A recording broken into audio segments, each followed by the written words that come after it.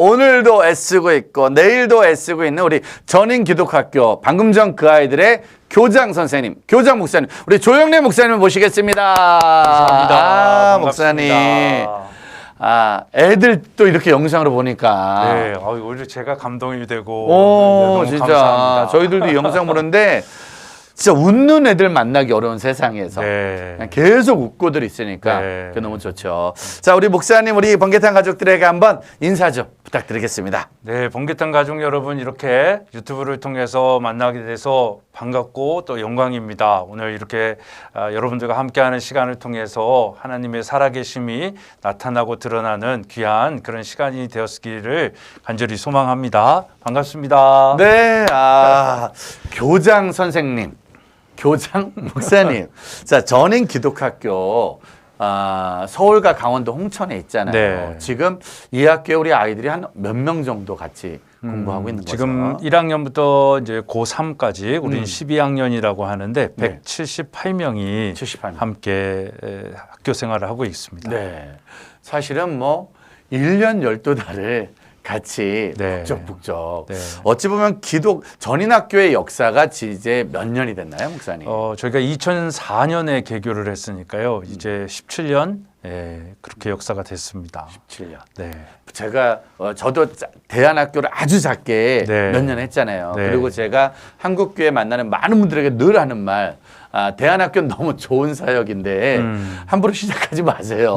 맞습니다. 함부로 시작해서도 안 되고 너무 좋은 사역인데 아무나 시켜서도 안 된다. 목사님은 원래 그러면은 다음 세대 사역에 기독교 교육을 향한 다음 세대 학교 사역에 비전과 소망이 있으셨던 거죠. 죄송한 말씀이지만 저는 사실 교육은 전문 교사들이나 기독교 교육학과나 이런 분들이 교육에 대해 정말 열정과 마음이 있으신 분들이 하는 걸로 생각을 했고요. 네.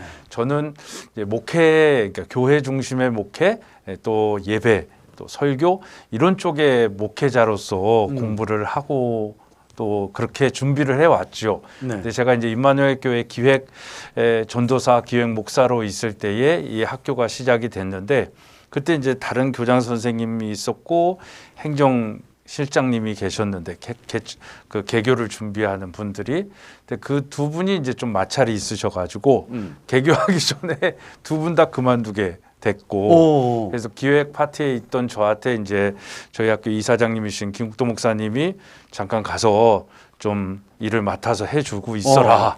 좋은 잠깐 교장, 해주고 있어라. 네, 좋은 교장 선생님을 모셔오겠다. 그래서 저도 잠시 하는 걸로 알고 땜빵하러 들어갔다가 저는 17년째 땜빵하고 있습니다. 왜냐면 잠시 맡아서 잠시 하고 있으면 네. 좋은 분을 찾아오겠다 그랬는데 좋은 분 찾는 게 쉽지 않죠. 그런가요? 왜냐하면 그 교육에 대한 아이들에 대한 열정 거기다가 복음을 심어야 되고 꿈도 심어야 되고 네. 전인 기독학교 학교 뜻 자체가 어떻게 되는 건가요? 전인 기독. 네, 온전한 하나님의 사람이라는 네. 뜻이죠. 홀펄슨이라는 이제 영어로는 홀펄슨 크리스찬 아카데미라고 우리 학교를 명명하고 있는데요. 그래서 온전한 하나님의 사람. 그 의미를 가지고 있고 그런 차원에서 성경에 보면 성경이 추구하는 인간상 그것이 바로 온전한 하나님의 사람이 아닌가라고 생각을 해서 이 그 뜻을 아시는 분들이 저희 학교 오시고 또 이렇게 학교를 방문하시면 이름이 너무 좋다고 칭찬해 주시고 좋아해 주시는 분들이 참 많습니다. 네. 성경이 뜻하는 그래서 학교 교육이 하다 보니까 일반 대안학교라는 게 이게 성경적인 믿음적인 내용이 아주 많이 강조가 되더라고요. 네. 어떤 아이들의 학교 일정이 어떻게 되는 거예요? 믿음 교육과 일반 교육 그 병행을 한다는 게. 네.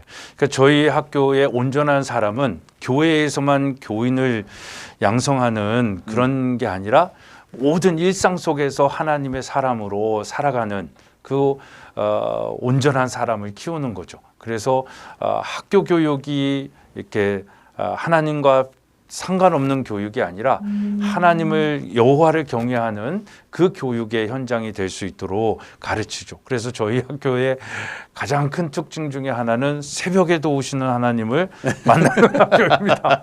그래서 요즘 이제 우리 흔한 말로 우리 네. 학교 기상 시간이 군인들 기상 시간보다 더 빠르다.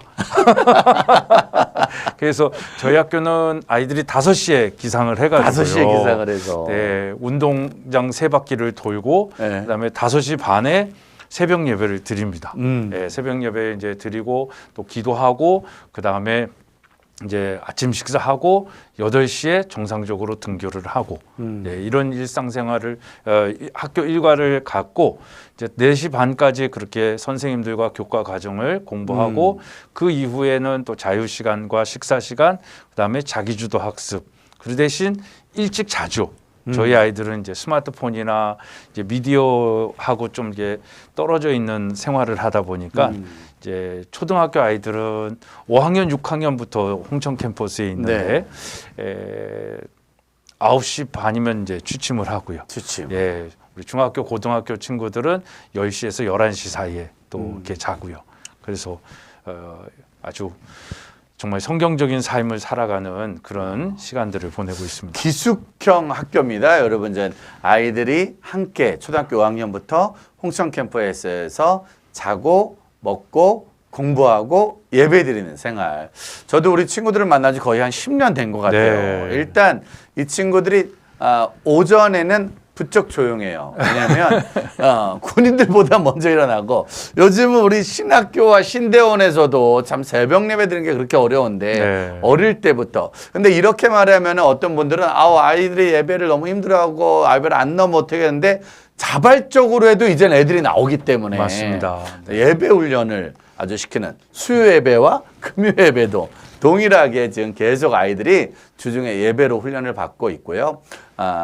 그런데 예배 훈련이 그렇게 센데도 불구하고 배우는 예체능 교육 또한 아주 많이 아이들이 아까도 우리 치어 댄스 네. 그 애들이 직접 네. 진짜 똑같이 그렇게 하더라고요. 네, 너무 예체능 잘하죠. 교육을 아주 많이 받던데.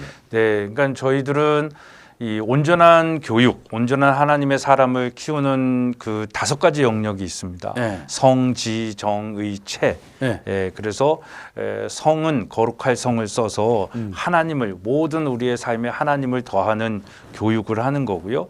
또 지혜 교육은 그냥 믿어만 하는 것이 아니라 지적으로도 세상을 이끌어 나갈 리더의 어떤 지적 역량을 키우는 그런 공부를 많이 하죠. 그래서 책도 많이 읽고 그다음에 이제 절제의 교육, 인내의 교육, 그리고 자기 달란트를 개발하는 교육. 그리고 무엇보다도 이 4가지 영역을 잘 하려면 체력이 좋아야 되니까요. 그래서 체육, 스포츠 활동도 저희가 그래서 화요일마다 전문 코치진들이 와서 축구, 탁구, 농구, 배구 이렇게 돌아가면서 교육을 하고요. 또 다양한 체육 프로그램들을 통해 가지고 건강한 육체를 단련하고 훈련하는. 그래서 건강한 육체에 건강한 정신, 건강한 육체에 건강한 신앙. 그래서 우리 학교는 급식도 잘 먹고 잘 삽니다. 아주 많이 먹. 저도 매번 가서 먹는데 네. 아주 많이 먹을 수밖에 없고. 네. 모든 학교 수업과 먹는 거와 배우는 것들 막 진짜 아이들이 노는 것도 열정적으로 먹는 것도 진짜 전투적으로 그런데 또 예배 드리는 거예요. 많은 저희 번개탄은 벌써 몇 년째 가서 공개 방송을 하거든요. 우리 번개탄 가족분들은 아실 텐데 저희 번개탄 TV 유튜브 영상을 보면은 우리 친구들이 찬양하고 예배 드렸던 게 있거든요. 네. 혹시 한번 지금 영상 한번 잘 볼까요? 여러분 한번 예배 때 그냥 수요 예배 때 찬양하는 장면 또 봄과 가을에 개학만 하면 일단 부흥회를 먼저 해야 되는 부흥회하고 매번 예배 때마다 수련회하고 또 새로운 좋은 강사님들이 대한민국에 나올 때마다 그분들이 가서 같이 예배를 드리는데 저희가 같이 갔던 모든 강사들의 특징, 모든 초대 사역자의 특징은 은혜 주러 갔다가 본인들만 은혜 받고 오는 그런 시스템이거든요. 찬양 한번 잠깐만 예배 현장 잠깐 보여드릴게요. 한번 예배 현장만 틀어줘 보세요. 보세요.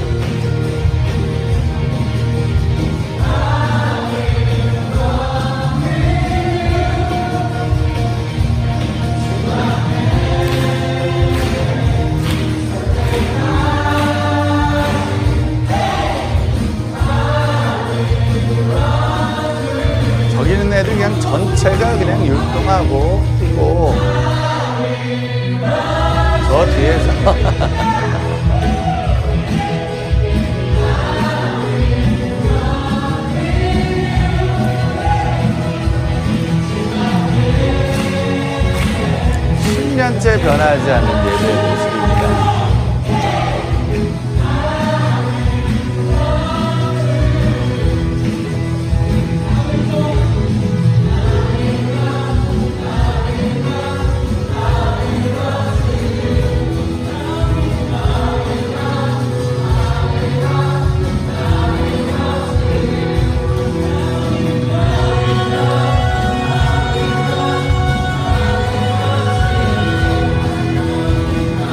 살아있는 예배 현장입니다. 자, 저 예배가 17년 전부터 지금까지 이번 개학봉에 물론 지금 2021년도에는 마스크를 쓰고 있지만 찬양하는 건 똑같고 율동하는 건 똑같고 사회적 거리 두고 아주 열심히. 그래서 갔던 찬양사역자들이 다 놀라는 게 요즘 많은 학교는 중고등학교 애들이 눈만 뜨고 있어도 감사한데 얘들은 눈도 뜨고 있고 말도 하고 있고 거기다가 웃기까지 한다고. 뭐 특별한 방법이 있는 건가요? 아이들의 눈을 뜨고 웃게 만드는? 전혀 없습니다. 그냥 전적인 하나님의 사랑이고 하나님의 은혜를 아니까 아이들이 스스로 움직이는 것 같아요. 올해 이제 개학 부흥회 때 우리 김영환 목사님, 반성환 목사님, 그리고 어제 우리 이무현 목사님 오셨잖아요. 아이들이 이제 수련회를 하고 나면, 개학 수련회를 하고 나면 소감문을 쓰는데 제가 그 소감문을 읽으면서 어제 눈물을 정말 흘렸습니다. 근데 가장 감동스러운 고백이 뭐였냐면 하나님이 살아계십니다 라는 것을 경험했다라는 거예요. 그래서 그것이 저에게도 정말 얼마나 큰 감동이 됐는지 몰라요. 남자애들이 중학교 2학년, 3학년 애들이 그 집회를 통해서 하나님의 살아계심을 경험했습니다. 그러니까 하나님은 살아계십니다. 이 말을 소감문에 썼더라니까요. 이제까지 제가 그런 고백을 본 적이 없는데 그리고 오늘 새벽 예배는 이제 첫 학기라 첫 주라 좀 적응하는 시간으로 새벽 예배를 자율로 하고 있거든요. 근데 그 중학교 그 고등학교 남자아이들, 여자아이들보다도 남자아이들이 더 많이 자율적으로 나와서 예배를 드리고 이제 기도 시간에 강단 앞에 나와서 무릎을 꿇고 기도하는데 이거 뭐 꼭 해, 이거 안 하면 안 돼, 밥 안 줘, 뭐 이런 것도 아닌데도 스스로들이 그렇게 나와서 예배를 드리고 또 하나님 앞에 기도하고 또 그날 기도할 때 제가 기도 끝나고 강단을 보니까 이 눈물 자국들이 아주 흥건히 있더라고요. 그 은혜를 보면서 그래서 참 저는 교육 전문가는 아니었지만 지금은 이제 교육의 많은 것들을 알고 이것이 얼마나 중요하다는 걸 알고 있지만 당연하죠. 17년 땜빵이 17년 교장 선생님 땜빵을 하고 계시니까. 그래서 이 교육을 정말 어떻게 시키느냐에 따라서 우리 청소년들은 다를 수 있구나. 그러니까 우리가 공교육이 의무교육이고 당연히 해야 되는 교육이다 생각을 해가지고 그것을 그냥 부모님들이 수용하고 받아들이고 가고 있지만 그걸 통해서 우리는 정말 아이들이 하나님에게서 멀어지는 수밖에 없는 그런 교육의 현장 속에 있거든요. 그래서 그런 교육과 지금 우리 아이들이 하나님 문화 안에서 살아가는 그 속에서 아이들이 경험하는 이 은혜가 얼마나 차이가 있구나. 그래서 이 교육이 너무너무 중요하다. 그래서 저는 땜빵으로 17년이지만 이 땜빵의 17년이 저에겐 축복이고 또 다른 목회의 패러다임을 경험하고 관점을 열 수 있는 그런 축복의 시간으로 다가오고 있습니다. 우리가 사실은 이제 작년 올해 여러 가지 뭐 사회적인 문제들을 보면서 대안학교의 뭐 영어학교, 대안학교 뭐 이런 거에 대한 좀 어려운 얘기를 듣다 보니까 뭐 영어를 하기 위해서 좋은 대학을 가기 위해서 뭐 이러려고 또 공교육을 회피하기 위해서 혹시 대안학교를 한다라는 오해들이 있을 수 있는데 진짜 기독 대안학교가 이 땅에 왜 필요한지 또 앞으로 또 어떤 선한 영향을 주는지에 대해서 우리가 정말 제대로 알아야 되지 않을까라는 생각이 있습니다. 네. 대안학교에서 정말 문제아들이나 탈선하는 아이들을 위한 그런 또 대안학교들이 있고 그래서 저희 학교와 같은 학교는 정말 기독교 세계관 중심으로 가르쳐 지키게 하는 그런 교육하는 학교인데 저는 한국에 정말 이런 학교들이 많았으면 좋겠습니다. 그래서 그냥 뭐 대안학교다, 유학형 국제학교 이런 것보다도 그래서 저희는 사실은 대안학교라는 이름을 안 씁니다. 그래서 기독학교 이렇게 쓰고 있는데 그러니까 이 교육은 대안이 아니라 하나님의 원형을 회복하는 교육이어야 되거든요. 그래서 저희는 저희 학교가 추구하는 것은 이 땅의 한국형 기독학교. 정말 아까 말씀드린 성지정의체 이게 5가지를 이루는 전인 교육인데 이 교육을 통해서 한국에 향한 하나님의 사람들을 키우고 양성하는 그 교육. 그래서 이 168시간 중에서 167시간을 하나님과 상관없이 사는 그게 아니라 이 분자를 더 키우는 그래서 168이 더 168분의 168 그것이 1이 되어지는 하나의 교육을 할 수 있는 그래서 하나님 중심으로 교육할 수 있고 그 교육이 이 세상을 다스리고 정복하고 땅에 충만하고 또 섬기고 사랑할 수 있는 그 교육의 현장을 만드는 학교들이 더 많아졌으면 좋겠고 지금 기독학교들의 방향성이 그런 식으로 좀 가야 된다. 변화됐으면 좋겠습니다. 근데 목사님 지금 보니까요, 17년 전에 그 두 분이 준비하시다가 나가시고 잠시 땜빵으로 가셨는데 더 좋은 교장 선생님 못 찾겠네. 교장 선생님들의 특징이요, 교장 선생님 말씀을 들으면 들을 수밖에 없어 우리가. 그냥 들을 수밖에 없는 정말 맞는 말을 해주시는데 지금도 듣다 보니까 아 맞다. 네. 그냥 이거는 그냥 대안의 책을 내려는 그런 대안학교가 아니라 하나의 학문 과정이 돼야 되고 네. 어떤 우리 교육의 과정이 되는 것이 아닐까. 자, 그런데 대안교육, 어쨌든 기독교육은 절대 학교만 할 수도 없고 부모들과 자녀들만 할 수 없으니 오늘 이 시간에 저희가 특별히 강의를 부탁드렸습니다. 학교의 기독교육을 원하시는 부모님들과 우리 자녀들에게 또한 이 일을 준비하는 이들에게 꼭 잊지 말아야 될 가장 소중한 내용들, 마음가짐들, 나눔들을 물론 짧은 시간에 그걸 다 나눌 수는 없겠지만 여러분들 중에 누군가는 우리 아이를 기독학교에서 바르게 키우고 싶다. 또 어떤 학생은 나도 새로운 기독학교에서 공부를 하고 싶다. 아니면 누군가는 이런 기독학교는 어떤 교육의 내용이 있을까 궁금하신 분들에게 작은 팁을 드리기 위해서 우리 조영래 교장 목사님에게 오늘 잠시 강의를 부탁드리겠습니다. 여러분들 귀 쫑긋 세우시고 지금부터 한번 잘 들어서 귀한 도전과 은혜 시간 되시길 바랍니다. 목사님, 저희가 한번 짧은 강의 좀 부탁 좀 드리겠습니다. 감사합니다. 여러분들과 나눌 수 있는 얘기들을 한번 고민을 해봤습니다. 근데 저는 이제 우리 학교보다도 정말 이 땅의 기독학교들 또 부모님들의 마음을 한번 생각을 해봅니다. 일단은 우리 한국의 교육이 굉장히 마음이 아프죠. 그래서 왜 우리 교육이 이렇게 아프고 힘든지에 대해서 한번 생각을 해봤으면 좋겠습니다. 그래서 지금 우리나라가 이 코로나 팬데믹을 맞이하기 전부터도 경제적인 위기가 있었고 또 환경적으로 어려움이 많았죠. 그래서 정말 아파하는 한국의 현실, 무엇보다도 우리의 다음 세대들이 부모와 다른 세대가 되어진다라는 그 아픔의 현장에 있었습니다. 그래서 왜 이런 세상이 되었는가 한번 생각을 해보면 우리는 하얀 거짓말의 세상 속에서 살고 있는 것 같습니다.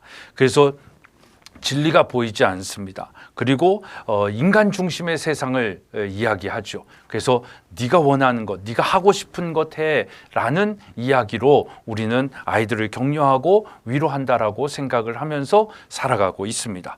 또 왜 이런 세상이 됐나라고 했을 때는 절대적인 가치 교육을 잃어버린 그런 교육의 현장 속에서 우리가 살고 있습니다. 그래서 중립적이고 상대적 사고의 교육으로 인해 가지고 절대적인 가치, 절대적인 하나님을 믿는 것이 굉장히 불가능하고 어렵고 힘든 그런 세상이 되었습니다. 그래서 교육이 아이들을 위한 교육이다라고 하지만 한 사람을 위한 교육이 없어진 오늘의 공교육의 현장을 보게 되죠. 왜 이런 문제들이 있었는가? 무엇이 문제인가라고 했을 때에 이제 지금 우리가 살고 있는 이 시대는 포스트 모던 시대에 살고 있다라고 하는데 그 포스트 모던 시대의 단상을 성경에서 한 구절로 말씀드릴 수 있습니다. 사사기 17장 6절과 또 21장 25절의 말씀을 보면 그때에 이스라엘의 왕이 없었으므로 사람마다 자기 소견에 옳은 대로 행하였다라고 얘기를 합니다. 여러분, 이 당시에 이스라엘 백성들에게 왕이 없었을까요? 아니죠. 하나님이 계셨죠. 하나님이 우리의 왕임에도 불구하고 땅에 권력이 있는 사람들, 지도자가 없다라고 생각을 하면서 그들은 왕을 요구한 것입니다. 왜요? 자기들의 마음대로 하기를 원했기 때문에, 자기의 소견대로 옳은 대로 행하기 위해서는 그 왕을, 인간이 세우는 왕을 통해서 인간의 욕심을 채우려고 하는 그런 교만이 있었다라는 것이죠. 그래서 그런 시대의 단상이 오늘날 포스트 모던 시대에는 더 극하게 우리의 현장에, 우리의 삶 속에 있는 거죠. 그래서 이 시대에는, 지금 우리가 살고 있는 시대에는 절대 진리를 인정할 수가 없습니다. 절대 진리를 얘기하면 정말 굉장히 꼰대라고 얘기를 할까요? 하여튼 그 절대 진리를 얘기하는 것들에 대한 부정 반응들이 너무나도 많습니다. 그러나 그 절대 진리, 하나님이 없는 세상은 소란스러울 수밖에 없고요, 어지러울 수밖에 없고요, 인간을 위한 세상이 아니라 인간을 더 불행하게 만드는 세상이 될 수밖에 없습니다. 그래서 이 하얀 거짓말의 교육을 통해 가지고 우리는 어떻게 보면 속고 사는지도 모르겠습니다. 하얀 거짓말의 교육의 결과는 뭡니까? 인류 대학에 가는 것이 성공하는 거야 라고 얘기합니다. 공부해서 남주냐라고 이야기를 합니다. 1등 기업에 취직하지 못하면 실패한 인생처럼 치부되어지는 그런 세상 속에서 학교 공부를 했습니다. 또 1등이 아니면 전혀 소용없는 세상이 돼버린 거예요.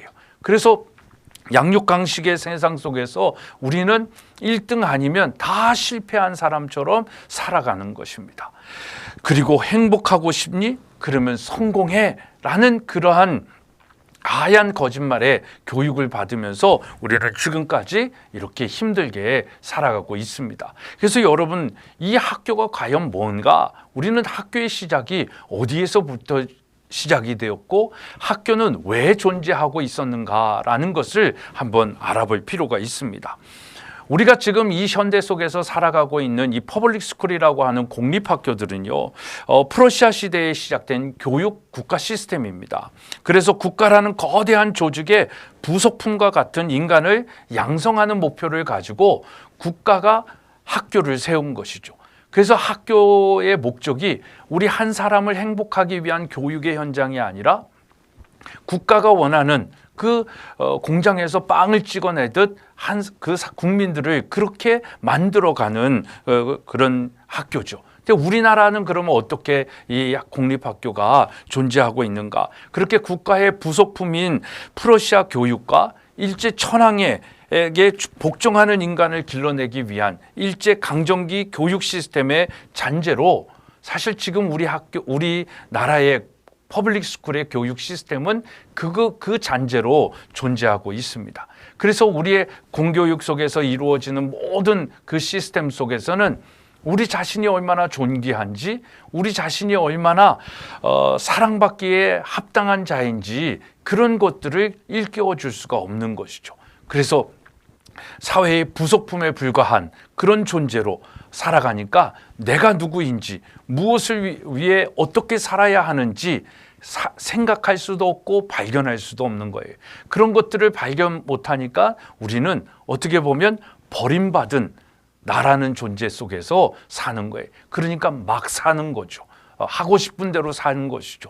때리고 싶으면 때리고 훔치고 싶으면 훔치고 그렇게 자기 마음대로 살아가니까 온 세상이 지금 어지러운 혼란의 세상 속에 살고 있습니다. 이런 교육 속에서 기독학교들은 무엇을 가르치는가라고 생각하며 가르치는 학교이고요. 무엇을 배워야 하는지를 알게 하고 배우게 하는 그런 학교입니다. 그래서 내가 누구인지, 무엇을 위해 어떻게 살아야 하는지를 가르치는 학교가 기독학교이고요. 그래서 우리 기독학교는 상대적 행복을 추구하지 아니하고 절대적 감사로 살아갑니다. 상대적 행복이라는 것은 나와 다른 사람을 자꾸 비교하면서 살아가는 거예요. 내가 가진 것이 많은데도 나보다 하나만 더 가지고 있고 나보다 하나만 더 잘하는 사람이 있으면 나는 불행한 사람이 되는 거예요. 그런 상대적 비교의식 속에서. 그래서 우리는 이 땅에 살면서 상대적 행복을 추구하며 살지 않습니다. 절대적 감사로 살아가는 거죠. 그 절대적 감사가 뭡니까? 바로 예수 그리스도입니다. 하나님의 사랑이죠. 하나님께서 예수 그리스도를 이 땅에 보내셔서 죽을 수밖에 없는 우리를 구원하여 주시고 자녀 삼아 주시고 천국 백성으로 삼아 주신 이 절대적인 사랑, 절대적인 은혜, 그 절대적인 사랑과 은혜를 아는 사람들이 상대적 비교의식 속에서 사는 것이 아니라 이 절대적 감사를 가지고 날마다 그 은혜 가운데 뛰놀고 은혜 가운데 살아가는 것이죠. 아까 우리 아이들이 체육대회를 하고 또 예배 드리는 그 모습을 보셨잖아요. 아마 현장에서 보시면 이게 정말 가능해? 라고 얘기를 합니다. 아까 우리 임무현 목사님도 말씀하셨지만 저희 학교 오시는 강사님들은 은혜도 많이 주시고 가시지만 정말 이런 아이들을 보고 더 은혜를 받았다라고 얘기하시면서 가십니다. 그래서 정말 그 은혜 가운데 절대적 은혜를 알고 하나님을 알고 하나님의 살아계심을 알고 내가 하나님의 사랑받는 자다라는 것을 알면 이 세상에 부족할 게 없죠. 날마다 감사하고 은혜 가운데 뛰노는 그런 삶을 할 수 있는 겁니다. 그러니까 그런 삶을 아이들이 살아갈 수 있도록 교육의 환경과 현장을 열어주는 것이 바로 기독학교죠. 우리는 아까도 잠깐 말씀드렸지만 일주일이 168시간입니다. 168시간의 교회 가서 하나님을 생각하고 예배하는 시간을 1시간 내지 2시간밖에 일주일의 시간을 갖지 않습니다. 그러니까 그 한두 시간을 가지고 하나님을 믿고 예수 그리스도를 구주로 영접한다라는 것은 참 불가능한 시대에 살고 있다라는 것이죠. 그래서 우리는 이 168분의 168이 될 수 있도록 그 시간을 더 많이 확보하고 아이들이 그렇게 살아갈 수 있도록 만들어주는 것이죠. 그게 일반 퍼블릭 스쿨에서는 할 수 없기 때문에 믿음의 부모들이 결단하여 많은 불편함도 있고 불리함도 있고 재정적인 부담도 있지만 그럼에도 불구하고 우리 아이를 그런 하나님의 사람으로 내가 누구이고 무엇을 위해 어떻게 살아야 하는지를 삶의 분명한 목적을 아는 자로 키우기 위해서 이런 기독학교들을 선택하는 것입니다. 그래서 기독학교는 교육에 실패한 사람들이 대안으로 찾는 그런 학교도 아니고요.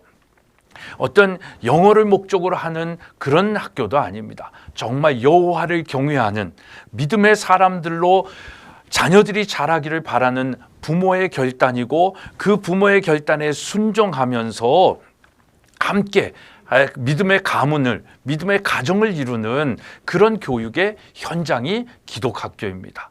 그리고 그런 기독학교들이 정말 이 땅에 많아져야 우리가 항상 다음 세대들을 걱정하고 염려하고 있지 않습니까? 그러니까 그런 모든 교육의 주권과 주도성을 하나님이 없는 학교에 하나님을 부인하고 하나님을 무시하고 멸시하는 그런 사상과 철학 속에 교육을 받게 하면서 우리 아이들이 구원받은 자로 살게 한다라는 것은 이건 너무나도 맞지 않는 거고 어불성설의 이야기와도 같은 것입니다. 여러분, 교육은 인관화의 과정입니다. 그러니까 어떤 교육을 받느냐에 따라서 우리가 어떤 사람이 되느냐라는 것을 얘기하는 거예요. 그래서 교육의 내용과 철학이 무엇이냐가 굉장히 중요합니다. 이것이 신본주의 사상과 철학과 그 교육의 방법론을 갖고 있는지 인본주의 정말 저는 그 인본주의를 사단주의다라고 얘기도 하는데, 이 세속화되어져 있는 교육을 통해 가지고 하나님을 믿게 한다. 그리고 그 어렸을 때부터 그런 성공 위주와 또 자기 만족을 위하고 자기가 이 세상의 주인이다라고 가르치는 그 사상 속에서 교육받은 아이들이 교회에 와서 한두 시간 예배 드린 것으로 하나님을 자기 삶의 주인으로 영접한다라는 것, 이건 정말 불가능한 시대에 우리가 살고 있는 것이죠. 그래서 한국에 하나님께서 사랑하여 주셔서 이런 기독학교들, 대안학교들을 한 20년 전부터 시작하게 하셨죠. 그래서 그 부분들이 오늘날 굉장히 큰 도전을 주고 있는데, 저는 이 코로나 팬데믹 이후에 교육의 지형 속에서도 이게 또 다른 축복의 기회가 된다라고 요즘 굉장히 많이 생각하고 있습니다. 여러분들, 우리가 아까도 제가 168분의 1 이렇게 얘기했잖아요. 지금은 팬데믹 속에서 가정에 있습니다. 예배도 가정 예배가 회복이 되어지고 있고요. 교육도 이제는 온라인상에서 교육을 받는 그런 환경이 되었죠. 그래서 이걸 이제 팬데믹은 끝나고 지나가겠지만 그 이후에 우리가 이 온라인 상에서의 교육을 잘 접목시키면 all day, all week, whole week을 정말, 그러니까 168시간 모든 시간을 하나님 앞에 예배하고 하나님 앞에 교육받는 그런 시스템의 전환이 이 교육계에서도 일어나지 않을까, 저는 그걸 기대하고 또 준비하고 있습니다. 그래서 정말 온라인상에서, 그러니까 하루 교회 가는 것이 아니라 이제는 올데이를 하루를 학교에서 보내듯 하루를 정말 성경적 세계관에서 하나님의 마음으로 가는 거죠.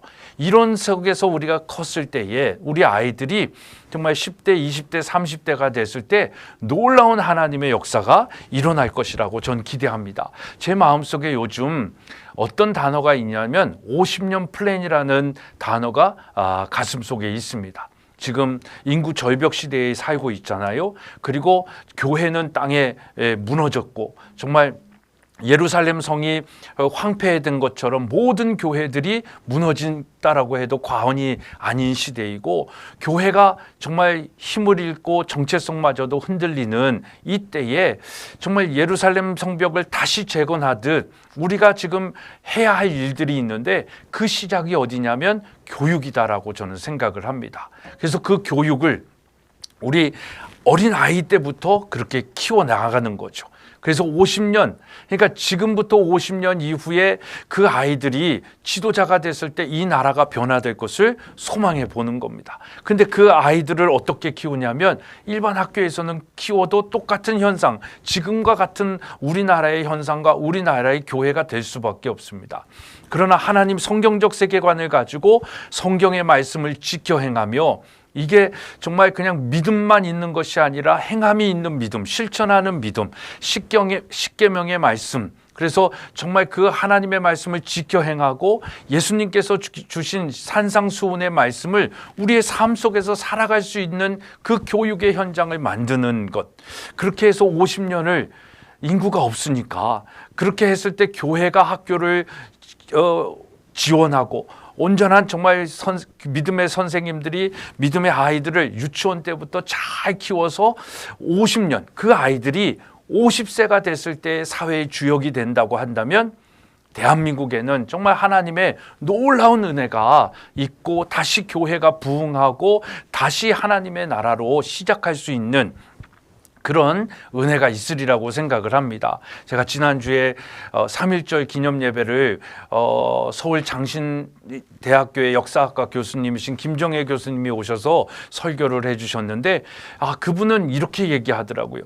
대한민국의 역사는 기독교 중심의 나라였다라는 거예요. 그냥 하는 소리가 아니라, 그러니까 조선이 망하고 다시 시작한 대한제국의 시작의 모든 건학의 이념과 그 철학과 또 그 국가관이나 이런 부분들이 다 선교사님들이나 그 당시의 기독교인들, 몇 퍼센트 되지 않는 기독교인들이 나라 잃었을 때 나라를 회복하고 재건하는 일들 속에서 그 일을 감당하셨다. 그러면서 그 일의 중심에 있었던 사람들이 바로 기독학교의 사람들이다. 그래서 3.1 운동을 일으켰던 많은 사람들, 그 2만 명의 사람들 가운데서도 기독학교 출신들, 기독학교, 진짜 기독교인들이 많이 있었기 때문에 정말 무폭력, 무저항, 정말 평화로운 그런 3.1 운동이 전개될 수 있었다라고 얘기를 하시더라고요. 굉장히 많은 도전을 받았습니다. 여러분, 대한민국 국회는 또 재헌국회도 기도로 시작했다라고 얘기하지 않습니까? 그래서 그런 국가관이 다시금 우리 안에 회복이 되어지고 이 나라 이 민족이 정말 성경적인 교육을 통하여 성경적인 삶을 살아가는 사람을 만들어내는 그 교육의 인간화 과정이 이 교육 기독학교들을 통해서 이루어지고 있다라는 것이죠. 그래서 정말 여러분들이 믿음의 자녀들을 키우고 그 자녀들을 통하여 이 나라를 하나님의 영광이 나타나는 나라로 정말 우리의 창조 문화 명령을 실행하고 지상 명령을 지키는 나라로 만들기 위해서는 이런 기독학교를 선택하는 것이 오늘날 너무나도 중요하다라는 것입니다. 그래서 기독학교들 가운데도 여러 유형이 있습니다. 뭐 아까 말씀드린 것처럼 유학경 국제학교도 있고요. 또 정말 대안을 위한 대안학교들도 있고 또 어떤 혁신학교 같은 기독 대안학교들도 있고 그렇습니다. 근데 저는 마무리하면서 소망하는 것은 정말 교회들이 이 땅에 다음 세대들을 책임지는 마음으로 정말 주일학교가 부흥이 안 된다, 뭐 한다 이런 얘기가 하는 것이 아니라 정말 우리 다음 세대들, 내 자녀를 책임진다는 마음으로 정말 교회들이 이 학교를 시작을 해야 됩니다. 물론 많은 어려움도 있습니다.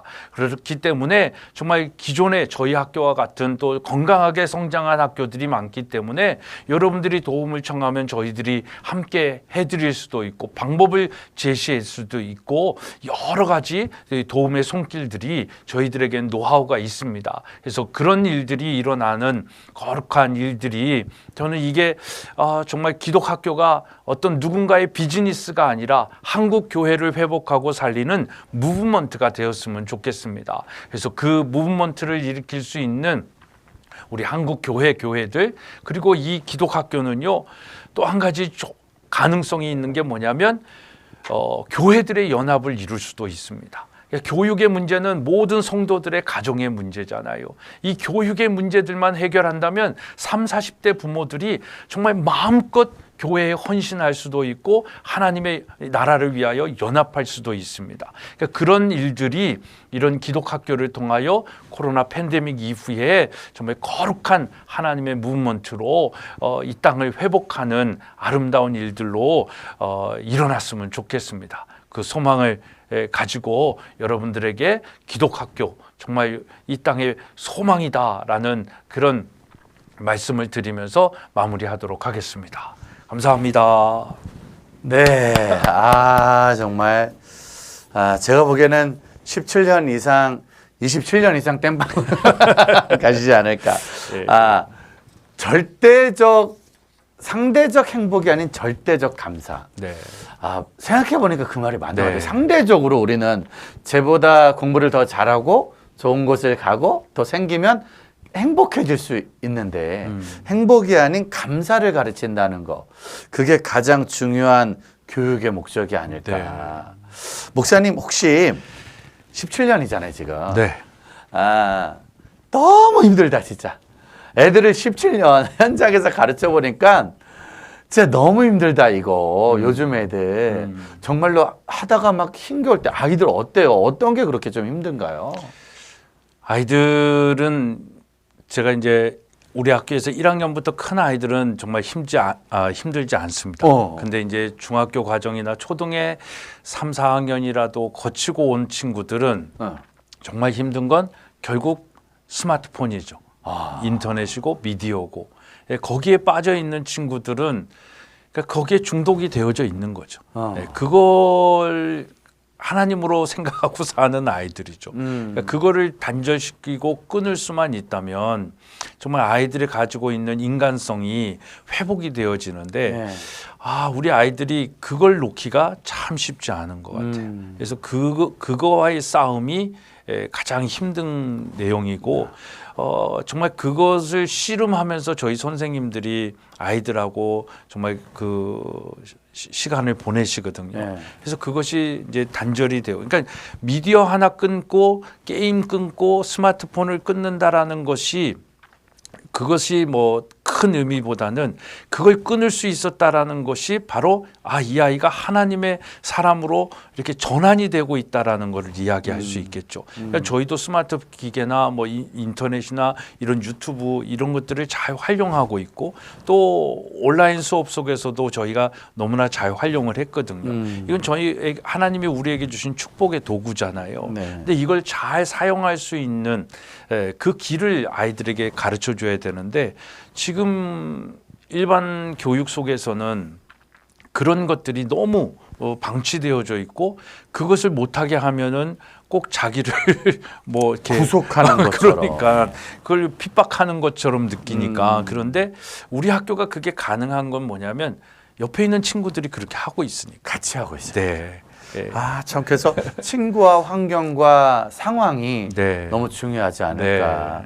그래서 어제도 우리 친구들 그런 말씀 나눴는데 좋은 씨앗이 아무리 좋아도 잘못 뿌려지는 순간 네. 길가에서 돌짝에서 가시돌이 다 사라질 수밖에 없으니까 진짜 앞으로도 우리 믿음의 사람들이 더 준비하고 노력해서 모두 다 기독학교가 될 수는 없지만 또 기독학교라고 다 그런 정신은 아니겠지만 진짜 우리 아이들의 미래를 생각할 수 있는 진로 교육이 아니라 삶의 교육을 더 네. 시켜야 되지 않을까 생각합니다.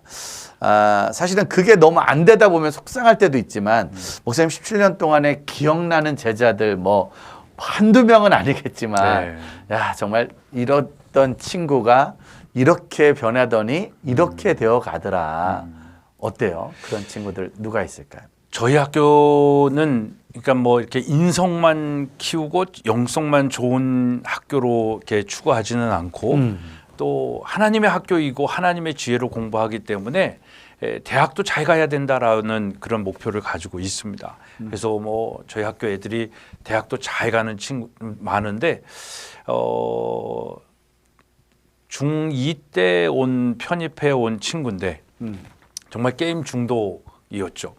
게임 중독에 빠져가지고 정말 헤어나지 못하던 친구인데 하여튼 그 친구가 예배 속에서 많이 변화되어지고 그리고 회복이 되고 그리고 또 게임 중독뿐만 아니라 조금은 뭐랄까요 장애 이게 경계선에 있었던 자폐 경계선에 있었던 친구이기도 하고 그래서 그냥 굉장히 공부하다가도 뒤에 있는 아이들이 있어도 방귀를 그냥 뿡뿡 끼고 그러니까 사회성이 굉장히 좀 결여되었던 친구인데 그 친구가 고1, 고2 지나면서 뭐 이무현 목사님한테 은혜를 많이 받고 또 예배 속에서 회복이 되고 그러면서 게임도 끊고 공부도 열심히 하고 그래서 그 친구가 작년에 연세대 갔습니다.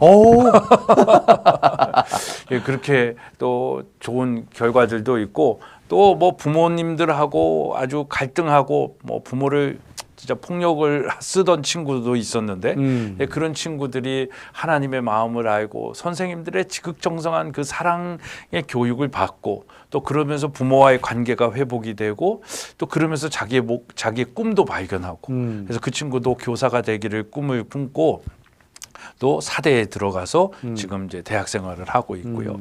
하여튼 많은 친구들이 있고 또 그렇지만 뭐 지금 막 어디 하는 친구들은 이걸 이겨내지 못하고 또 중간에 또 그만두는 친구들도 있잖아요. 있죠. 그 친구들이 제일 가슴이 아픕니다. 그 친구들이 그만두는 이유를 보면 대부분은 부모의 욕심인 것 같아요.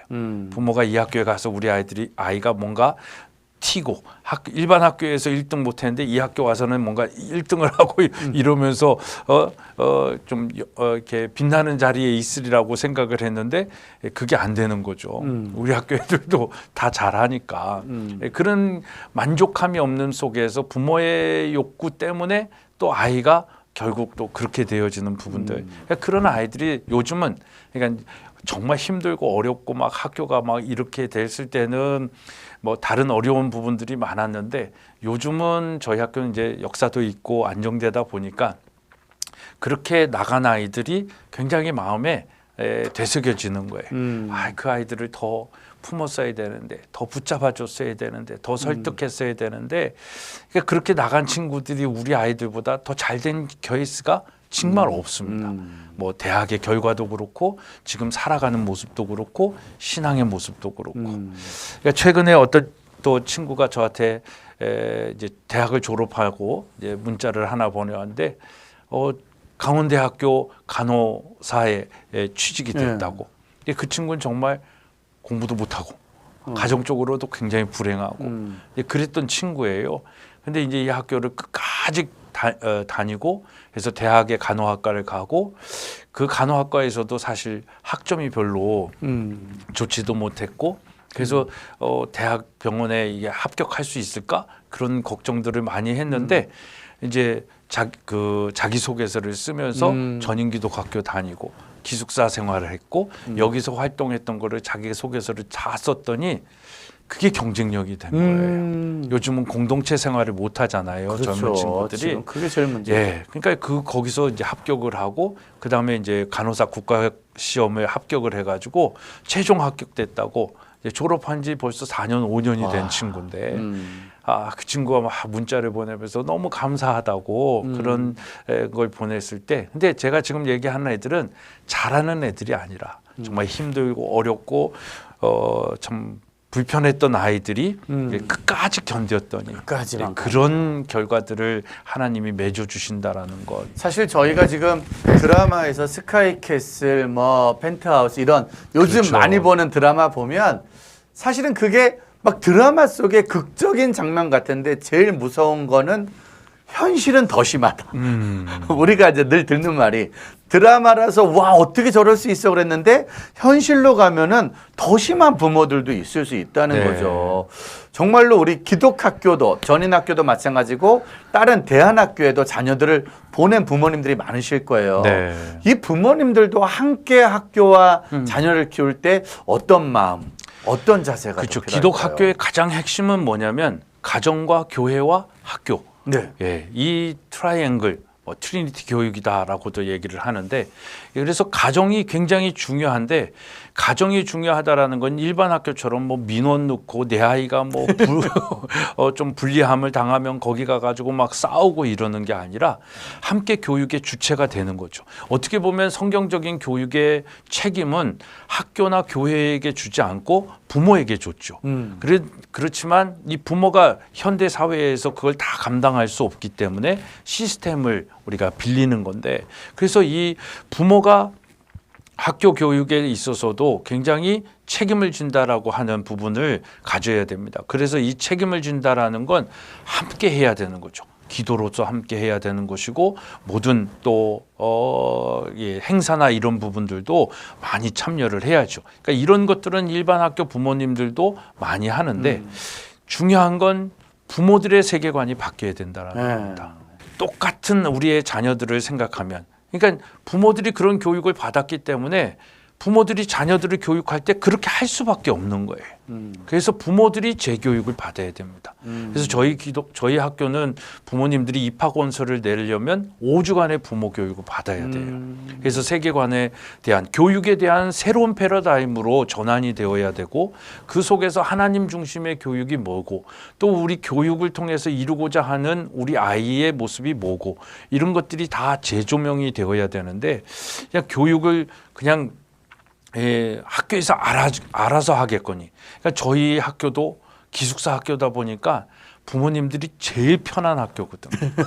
일단 보내면은 네, 보내면 5일간은 뭐 아무 연락이 없으니까. 부모의 자유고 그러니까 이렇게 되는데 저는 그걸 또 되게 싫어하고 그러니까 그걸 이제 허용을 잘 안 하죠. 그래서 계속 기도회도 하고 그래서 부모들에게도 이제 뭐 SNS를 통해서도 하지만 또 줌을 통해서 부모들하고 함께 성경 읽기 프로그램도 하고 그런 회의도 하고 오늘도 여기 마치면 이제 7시에 대표 회의도 있고 계속 학교와의 유대 관계가 연계가 되어지고 또 우리는 주말에 가면 부모들이 일주일 동안 아이들을 사랑을 주지 못한 만큼 토요일 주일은 아이들과 정말 시간을 많이 보내게끔 그런 유도를 합니다. 근데 그걸 한 부모가 있고 안 하는 부모가 있죠.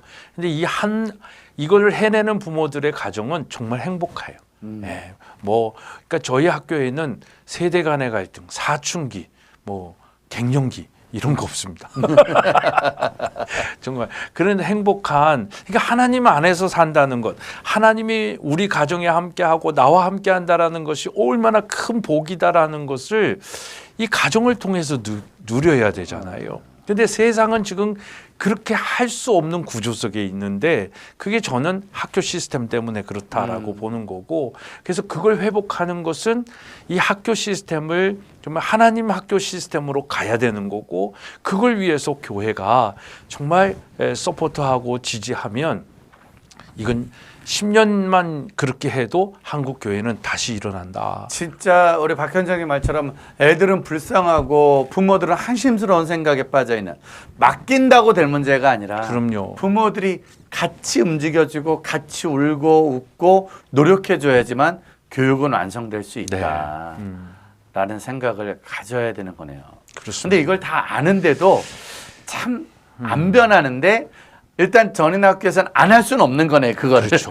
네, 안 하면 부모님들이 불편합니다. 안 할 수 없게 만들어. 군대 가면은 철든다고 하는 얘기가 하기 싫은데 안 할 수 없게 만드니까. 사실은 아까도 말했지만 군대처럼 학생들도 부모들도 하기 싫은 것도 억지로 하면서 변해가는 모습이 네. 전인적인 교육이 아닐까라는 생각을 하네요. 네, 맞습니다. 그래서 우리 전인 교육은 그래서 공부만 하는 학교의 그런 학습이 아니라 정말 우리의 삶 전체가 하나님의 것임을 고백하면서 사는 것이고, 그것이 이 세상을 살아갈 때 모든 영역, 이것이 다 창조주 하나님의 창조물임을 가지고 살아가는 거죠. 그러니까 청지기적 삶을 우리의 삶의 현장에서도 살아가죠. 그러니까 우리 아이들이 대학에 가서도 교수님들한테 굉장히 인정을 받고 이제 졸업하고 취업하는데, 취업도 정말 아까 말씀드린 것처럼 그 아이뿐만 아니라 다 잘 되고 있어요. 그러니까 그게 성실함이 나오는 거죠. 네, 그리고 사람을 인격적으로 존중할 수 있는 그런 모습들이 보여지는 거고, 그러니까 그 아이들을 안 뽑을 이유가 없는 거죠. 예. 많은 학생들이 초등학교, 중학교를 다니면서 걱정이 되는 거예요. 나름대로 열심히 했는데 성적이 안 나오니까. 아까도 우리가 목사님 제자 얘기하다가 연세대를 갔다니까 놀랬어요. 물론 연세대 간 것 때문에 놀란 게 아니라 진짜 연세대 간 것 때문에 놀란 거예요. 왜냐면 우리 많은 초중고등학교 때 들으면서 너는 안 돼, 너는 못 해, 이미 끝났어라는 얘기를 너무 많이 듣다 보니까 그렇죠. 많은 중학생들을 만나다 보니까 고등학생들은 이미 멈췄더라고요. 나는 더 이상 안 될 거라는. 근데 이 방송을 보는 우리 다음 세대가 있다면 정말로 지금 성적이 어찌 보면 지금 있는 학교에서 하위권일 수도 있고 그냥 중위권일 수도 있고 노력해도 잘 안 되는 친구들 있거든요. 근데 이 친구들도 정말 새로운 공부법과 새로운 도전을 받으면 얼마든지 대학과 직장과 미래의 문제가 달라질 수 있는 거네요. 그렇죠. 근데 이제 대학의 문제는 불가능할 수 있습니다. 네. 왜냐하면 지금 이 입시 체제를 제가 알고 있기 때문에 일반 학교 체제 속에서는 그게 참 불가능하죠. 왜냐하면 내신으로 또 이렇게 수시로 해서 가는 시스템 속에서는 이 사다리를 올라가기가 참 쉽지 않은 그런 구조적인 시스템에 있기 때문에 아이들이 굉장히 절망감을 느낄 수 있습니다. 그리고 또 학교에서 그렇게 열심히 가르쳐 주지 않고 애들은 또 학원으로 가야 되고, 근데 학원에 가서 공부하는 아이들이 성적이 오르는 케이스가 별로 많지도 않습니다. 네. 예, 그러니까 그런 것들을 우리가 안다라고 했을 때는, 그러니까 공부는 자기와의 싸움이고 그것을 지지해 줄 수 있는 선생님들이 계셔야 되거든요. 근데 지금의 교육은 그게 없는 것 같아요. 그러나 이 팬데믹 이후에 지금도 그렇지만 앞으로의 시대는 대학이 중요하지 않습니다. 그리고 스카이는 더더욱 중요하지 않습니다. 그러니까 이제 우리 안에 어떤 실력과 이제 재능과 성품과 인성을 가지고 있느냐 이게 더 중요하기 때문에 그걸 잘 갖추고 있다면 대학은 뭐 다닐 수도 있고 안 다닐 수도 있고 또 요즘은 온라인 속에서 뭐 스카이보다 더 좋은 대학들이 있거든요. 예, 그걸 잘 이용을 하면 더 실력을 키울 수 있는데 이제 그것이 되어진다. 그러니까 아까 말씀드린 것처럼 절대적 감사, 하나님을 경외하는 삶을 살면 지혜를 주시잖아요. 네. 그 지혜를 가지고 이 세상을 살아갈 수 있는 그 능력이 나오거든요. 근데 우리는 그걸 못 배우고 경험하지 못하는 거죠. 그래서 그걸 가지고 있는 하나님 앞에서 겸손하지만 자존감이 있는 그런 사람들은 이제 대학을 안 나와도 훨씬 더 위대한 일을 할 수 있는 그런 시대가 전 왔다라고 보는 거예요. 그러니까 이제는 학벌은 제가 세상 기준이 말하는 소위 남들이 말하는 제일 좋은 대학교에 갔다 할지라도 상대적 행복에 길들여져 있으면 거기 가서도 주눅 들고 거기 가서도 무기력해지고 거기 가서도 또 계속되어지는 어려움이 반복되지만 절대적 감사라는 하나님 앞에 어릴 때부터 교육이 된 친구는 아까 목사님 말씀처럼 진짜 이제 어느 대학을 가든 어느 과를 나오든 그곳에서 최상의 달란트로 최상의 미래를 만들어갈 수 있지 않을까. 네. 그러니까 지금 뭐 우리나라를 이렇게 혼란하고 힘들게 만드는 사람들은 스카이 출신들이 80~90%입니다. 그러니까 그렇게 성공의 자리에서 자기 만족할 수 없는 상대적 비교 의식 속에서 더 높은 자리만 더 조금 더 벌고 조금 더 가지려고 하는 그 욕심들 그것들이 불행하게 되고 그것이 이루어지지 않았을 때 우울함이 오고 그것이 또 결국은 생을 끊게 만드는 자살의 요소가 되어지는 삶이 얼마나 많이 있습니까? 자, 믿고 보낼 만한 기독교가 있으면 보내고 싶은데 너무 먼 곳에만 있다고. 사실 전인학교 교장 선생님이시지만 전인학교뿐만이 아니라 만약에 우리 부모님들이 우리 아이를 기독학교나 대안학교에 보내고 싶은 마음이 있을 때 꼭 잊지 말고 점검하고 확인해야 될 것들이 있다면 어떤 것들이 좀 있습니까? 저는 첫째 영어 중심의 학교는 그러니까 기독 학교를 보낸다라는 그 관점에서는 영어 중심의 학교는 저는 아니라고 봅니다. 저희 학교도 영어를 굉장히 많이 가르치지만 영어를 교육의 우선순위에 놓지도 않고요. 중심에 두지는 않습니다. 그건 하나의 방법론이고 그리고 또 이제 통역기, 번역기 다 나오잖아요. AI가 다 해주는 그런 시대가 오기 때문에 그렇게 영어에 목숨 걸 필요가 없어요. 그러니까 영어 중심의 학교, 그런 학교는 제가 보기에는 좀 빼야 된다라고 생각을 하는 거고요. 네, 그건 학원이죠. 유학원이고 네네네. 가장 중심은 예배를 드리는 학교냐라는 걸 봐야 됩니다. 그리고 두 번째는 사실 교사들을 봐야 되거든요. 저희 학교의 가장 큰 자랑은 정말 선생님들이거든요. 선생님들이 그냥 이 교사 자격증만 갖고 계신 분들이 아니라 정말 믿음에 신실하신 분들이에요. 근데 또 역으로 생각하면 교사 자격증은 없는데 정말 교회에서 충성된 집사님들로 이루어진 그런 기독학교들도 인지도 한번 확인을 해보셔야 됩니다. 그리고 또 가장 중요한 것은 정말 성경적 세계관으로 가르치고 있는지도 봐야 되는데 이걸 다 보기가 쉽지는 않아요. 그러나 조금만 더 그런 기본적인 내용들을 가지고 체크리스트를 가지고 점검을 하면 이게 기독학교인지 또 이게 혁신학교인지 이게 유학형 정말 국제학교인지 비즈니스인지 정말 하나님의 학교인지 이걸 분별해 나갈 수 있다라는 거죠. 그래서 저는 그런 차원에서는 정말 기존에 있는 학교들도 많고 또 멀기도 하지만 학비도 많이 비싸기 때문에 부담을 갖고 계신 분들도 많잖아요. 그걸 좀 줄여보려고 하면 교회가 세운 기독학교들이 있습니다. 그러니까 저희도 임마누엘 교회가 세운 교회인데 또 교회 중심으로 세워진 학교들은 학비도 저렴하고 조금은 안정된 책임지는 교육을 하는 그런 기독학교다라고 추천해 드릴 수 있을 것 같습니다. 맞아요. 우리 아이를 보내는 건데 그냥 보내서도 안 되고 말로만 들어서도 안 되고 반드시 그런 부분들을 체크하고 확인해서 식당은 아무리 맛있다고 남들이 그래도 내가 안 먹어보면 모르는 것처럼 그냥 그 학교 가서 그 예배드리는 현장을 한 번만 그렇죠. 접해보면 네. 사실 알 수 있는 내용들이 아닐까. 그런데 교육은 진짜 백년지대계라고 지금 해놔야 100년 후를 볼 수 있는 거니까 부모님들이 한 번은 기도하고 도전하는 시간들 갖는 것도 괜찮겠다는 생각을 합니다. 네. 교회들이 만약에 기독학교를 준비하려는 교회들이 요즘 많아지고 있잖아요. 네. 대안학교. 그러니까 만약에 교회 관계자분들 우리 교회도 좀 작은 기독 대안학교를 했으면 좋겠는데 라고 생각하고 기도하는 분들이 있다면 그분들한테는 만약에 작은 꿀팁으로 진짜 그런 분들이 있다. 물론 나중에 따로 만나게 될 거예요. 교회에서 그런 걸 한다면 전인학교는 꼭 오셔서 탐방도 하고 네. 대화도 하고 이야기를 하겠지만 꼭 이런 거는 준비하셔야 된다. 어떤 게 좀 있을까요? 저는 그 시작을 유치원과 초등학교 과정을 시작하시라고 부탁을 드리고 싶고요. 물론 또 초등학교는 초등학교 선생님의 전문성이 있습니다. 저희도 이 중고등 과정 선생님이 계시고 초등 과정 선생님들이 계신데 초등과정 선생님들은 다 교대 출신 선생님들로 저희가 임용을 했습니다. 근데 그렇지 않은 선생님들을 했을 때 초등 과정에 조금 어려운 현실들이 있긴 있더라고요.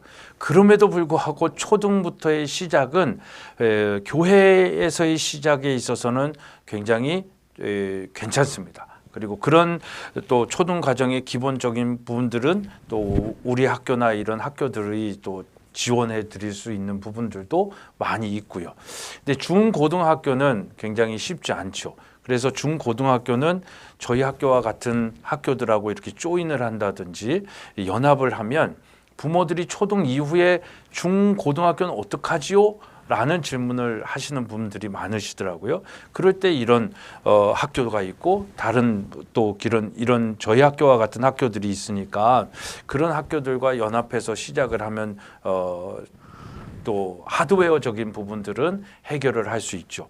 근데 초등학교를 하는 것도 작은 교회들은 쉽지 않습니다. 그래서 제가 아까 여러분들에게 설명드릴 때 말미에 말씀드렸지만 교회 연합을 이야기하는데 저희 학교에서 유학 프로그램이 있잖아요. 6학년 때. 근데 시애틀 캐스케이드라는 지역에 퓨얼랍이라는 지역에 아이들을 보내는데 거기에 캐스케이드 크리스찬 스쿨이 있습니다. 근데 거기 그 학교가 지역의 5교회가 연합해서 세운 학교예요.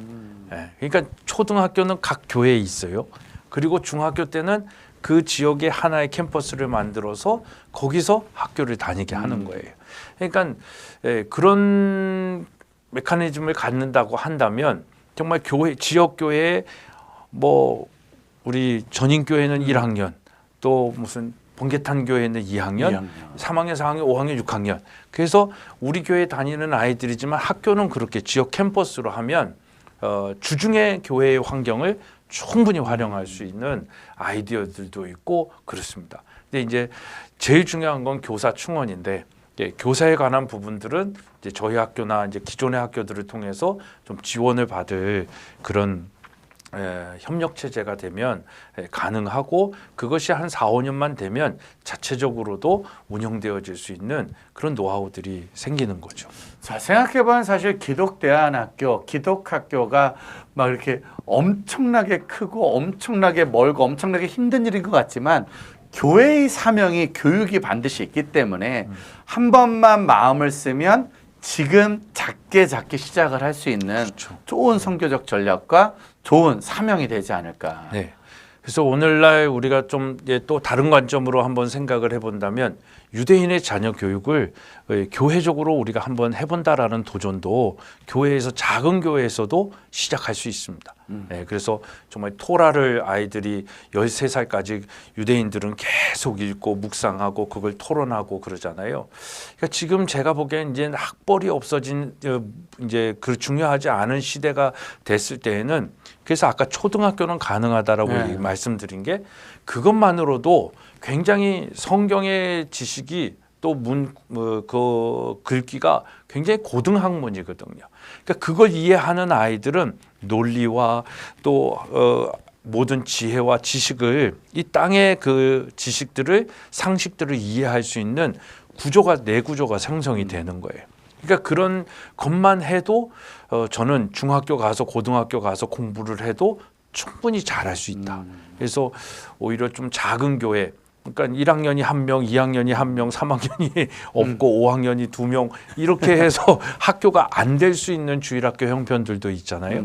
그런 가정들의 구성에 교회들이 있을 터인데 그런 가정들은 정말 유대인들의 자녀 교육하듯이 목사님이 그런 아이들과 함께 성경을 읽고 외우고 또 묵상하고 그걸로 영어를 외우게 하고 이런 초등 과정 한 4, 5년, 6년만 해도 저는 충분히 아이의 뇌 구조들이 다 일어날 수 있고 그러면서 여행도 하고 견학도 하고 이런 프로그램들을 운영한다라고 하면 이제 가능하죠. 작은 교회들도. 그래서 시작하는 게 중요하다. 시작하는 게 중요하다.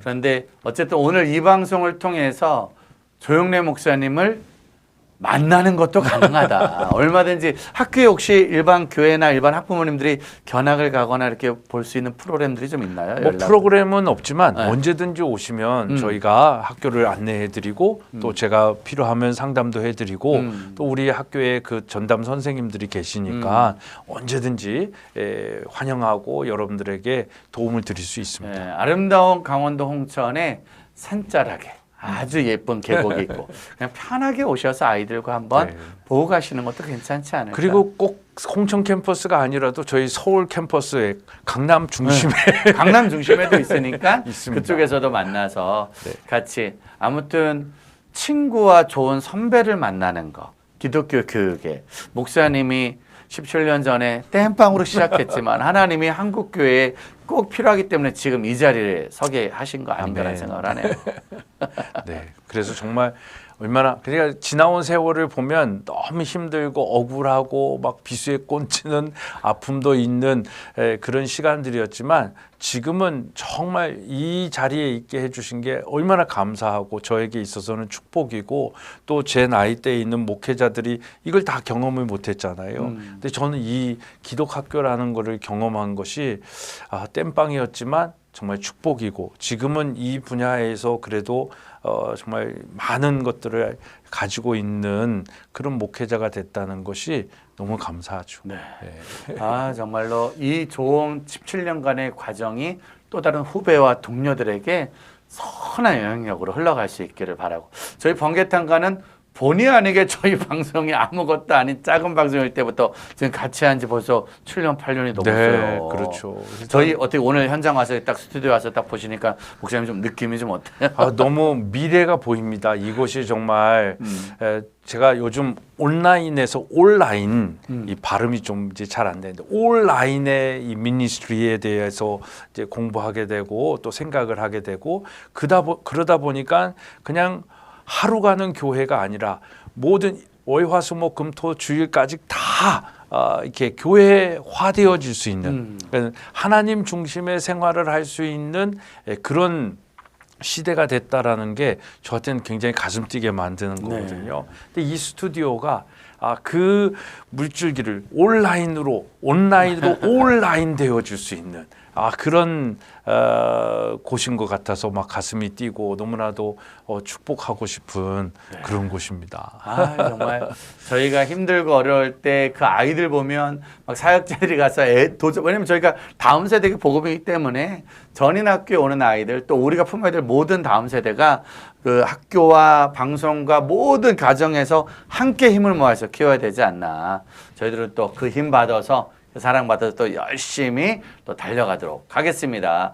전인학교에 여러분들의 더 많은 사랑과 관심 그리고 기독교육 그리고 정말 우리 아이들에게 대안교육을 시켰다면 하나하나 제대로 알아보고 제대로 배워서 제대로 아이들의 미래를 함께 만들어가는 시간이 있어야 될 거라고 생각을 합니다. 목사님 마지막으로 저희들에게 혹시 학교의 기도 제목과 목사님의 기도 제목 한번 알려주시고 마무리하도록 하죠.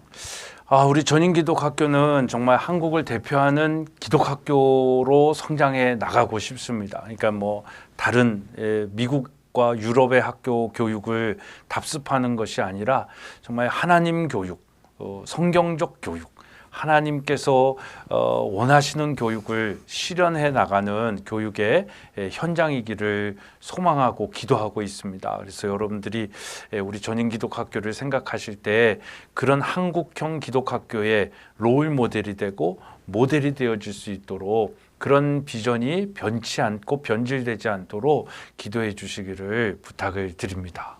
네, 여러분들 꼭 기도해 주시고 또 조만간에 저희들 사회적 거리 인원 확보되면 또 전인기독 학생들의 아주 2021년도에 생생한 찬양과 예배 현장도 여러분들에게 꼭 보여드리도록 하겠습니다. 목사님 저희들도 열심히 달려갈 테니 기도 많이 부탁드리고 조만간에 또 예배 현장에서 뵙도록 하겠습니다. 네, 오늘 시간 주셔서 감사합니다. 감사합니다. 감사합니다.